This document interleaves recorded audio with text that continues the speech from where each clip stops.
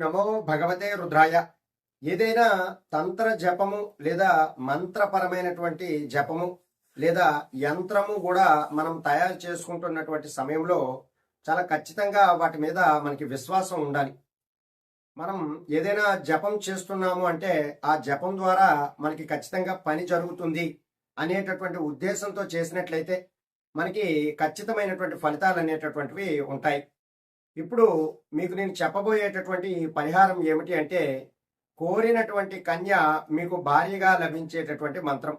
అంటే ఒక్కొక్కసారి మీరు ప్రేమించినటువంటి వ్యక్తి ఎన్నో సంవత్సరాలుగా ప్రేమిస్తున్నా సరే వారు మీకు దూరమై మీకు కొంత బాధ కలిగేటటువంటి అవకాశం ఉంటుంది.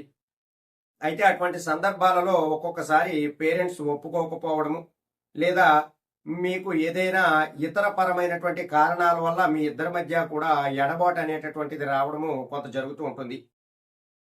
ఖచ్చితంగా వివాహం చేసుకోవాలి, నేను ఆ కన్యతో పూర్తిగా జీవించాలి, నా జీవనం అంతా కూడా తనతోనే ఉండాలి, మేమిద్దరము కూడా హాయిగా సుఖంగా సంతోషంగా జీవించగలము అనేటటువంటి ముఖ్య ఉద్దేశం ఉన్నవారు ఎవరైతే ఉన్నారో వారు ఖచ్చితంగా ఈ మంత్ర జపము గనక చేసుకున్నారు అంటే వారు కోరుకున్నటువంటి కన్య భారీగా లభించేటటువంటి అవకాశం ఉంటుంది. అయితే ఇది స్వార్థపూరితమైనటువంటి ప్రయోజనాలతో కాకుండా చక్కగా మంచి విషయం కోసము ముఖ్య ఉద్దేశంతో గాని ఈ మంత్ర జపం గనక చేసుకున్నట్లయితే మంచి ఫలితాలు అనేటటువంటివి మీకు కలుగుతాయి. అయితే ఇప్పుడు ఈ చెప్పబోయేటటువంటి ఈ మంత్ర జపము మీరు ఏ రోజైనా సరే ప్రారంభించవచ్చును. అయితే ఈ మంత్ర జపము మీరు చాలా శుచిగా శుభ్రంగా కూర్చుని ఎటువంటి మధ్య మాంసములు కూడా తీసుకోకుండా ప్రశాంతమైనటువంటి వాతావరణంలో కూర్చుని చాలా చక్కనైనటువంటి ఆసనం వేసుకుని స్నానము చేసిన తరువాత ఒక ఆసనం వేసుకుని చాలా చక్కగా ఒక రుద్రాక్ష జపమాలను తీసుకుని ఈ మంత్రము 10,000 సార్లు జపించాలి. అయితే ఒకేసారి 10,000 సార్లు జపించిన అవసరం లేదు. ప్రతిరోజు కూడా 1108 సార్లు గనక ఈ మంత్ర జపం చేసుకున్నట్లయితే ఖచ్చితంగా వారికి మంచి ఫలితాలు అనేటటువంటి ఉండి వారు కోరుకున్నటువంటి కన్య భారీగా లభించేటటువంటి అవకాశాలు చాలా ఎక్కువగా ఉంటాయి. అయితే ఈ మంత్ర జపము మీరు మీ యొక్క పూజా మందిరంలోనైనా చేసుకోవచ్చు, లేదా ఎక్కడైనా మీ గృహంలో ఒక శుచిగా ఉన్నటువంటి ప్రదేశంలో చేసుకున్నా మంచి ఫలితాలు ఉంటాయి.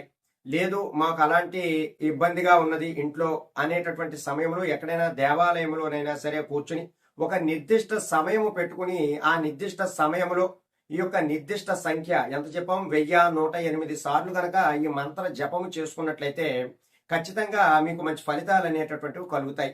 ఇది 10 రోజులలో మనం పూర్తి చేయవలసినటువంటి మంత్ర జపము.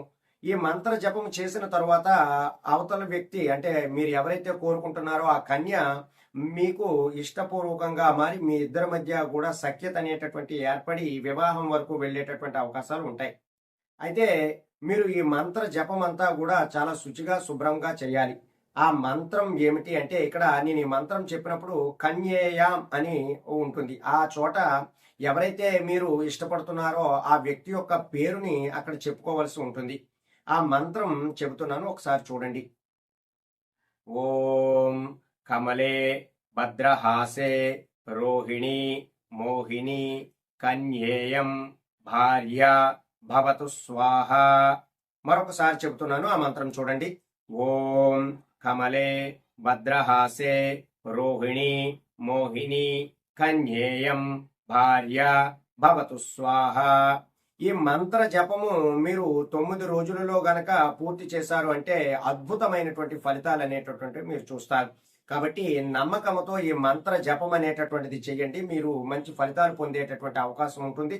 మీరు కోరుకున్నటువంటి కన్య మీకు భారీగా లభించేటటువంటి అవకాశాలు చాలా ఎక్కువగా ఉంటాయి. సర్వే జనా సుఖినో భవంతు. శుభం.